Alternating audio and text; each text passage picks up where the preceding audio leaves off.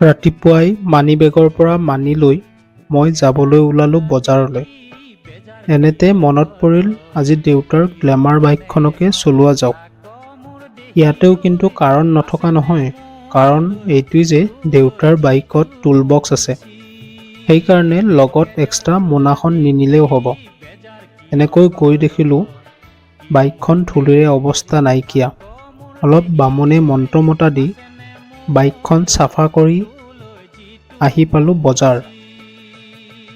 বজাৰৰ বস্তু কিন্তু বেলেগ নহয়, লোকেল মুৰ্গীহে। লোকেল মুৰ্গী হাতত লৈ দেউতাৰ পুৰণা বাইক হ'লেও 60 স্পীডত দবাই আহি পালোঁ ঘৰ। ঘৰ আহি লগালগ লাগি গ'লোঁ কামত, আৰু কামটো হ'ল মাংসৰ আঞ্জাৰ কাৰণে যোগাৰ কৰাত।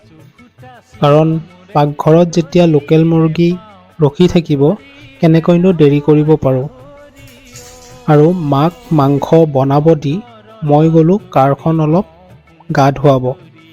ৰ'ব এটা বস্তু দেখাওঁ আপোনাক। কাৰত আমি নিগনি মৰা ফান পাতিবলগীয়া হৈছে। আৰু ফান পাতিবলগীয়া এইকাৰণে হৈছে যে নিগনি আৰু আমাৰ গাড়ীৰ টাৰবোৰৰ মাজত এখন পুৰণি যুদ্ধ চলি আহিছে। সেইবাবে এনেকুৱা ব্যৱস্থা ল'বলৈ বাধ্য হৈছোঁ। কাৰখন চাফা কৰি আহি দেখিলোঁ মাংস ভজা ৰেডি। ময়ো পলম নকৰি মুখত লেগ পিচ এটা ভৰাই দিলোঁ। ভাত পানী খাই আহি পালোঁ মোৰ ফিজিঅ'থেৰাপি ক্লিনিকত। আহি লাগি গ'লোঁ পেচেণ্ট চোৱাত। আৰু পেচেণ্ট চাই গোটেই সামৰণি মাৰি আজিৰ দিনটো এনেকৈ পাৰ কৰিলোঁ।